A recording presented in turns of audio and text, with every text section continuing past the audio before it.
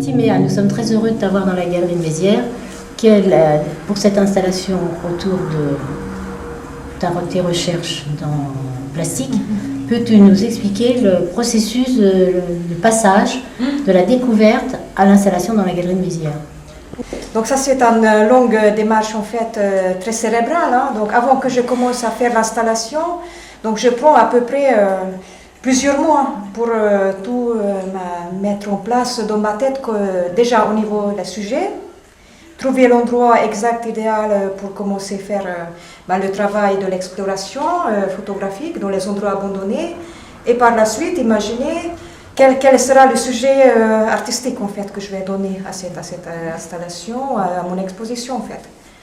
Et moi qui aime bien faire les explorations photographiques dans les endroits abandonnés, et je suis allée regarder sur internet un peu tout ce qui se passe en Italie, et tout d'un coup je tombe sur l'asile Mombello, et ce qui m'a beaucoup frappé, c'était même pas en soi même les bâtiments, mais son souterrain en fait.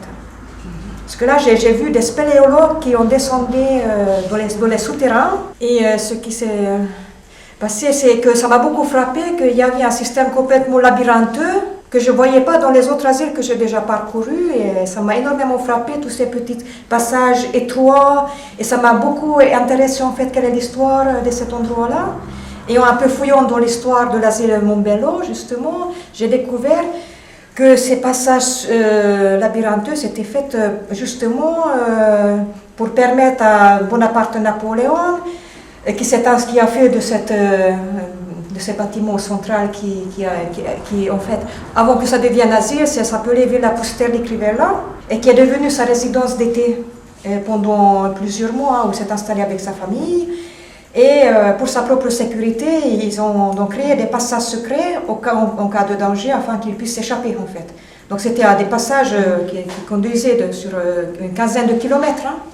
Et c'est uniquement lui et ses assistants proches qui savaient exactement comment s'échapper. Et donc ça m'a donné le goût d'aventure pour descendre moi-même dans ces passages, bien sûr.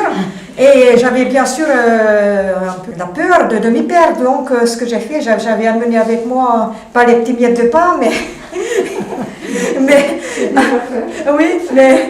un crayon noir où j'avais mis sur les murs les passages, les flèches, afin que je puisse retrouver mon chemin. Et j'ai acheté un lampe militaire extrêmement puissant. Voilà, j'ai plusieurs lampes sur moi parce qu'on ne sait pas pourquoi.